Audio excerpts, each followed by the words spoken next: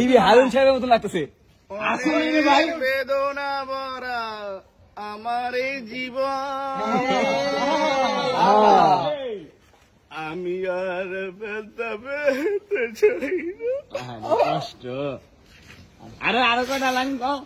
অনেক বেদনা ভরা আমার এই জীবন, আমি আর ব্যথা পেতে চাই না।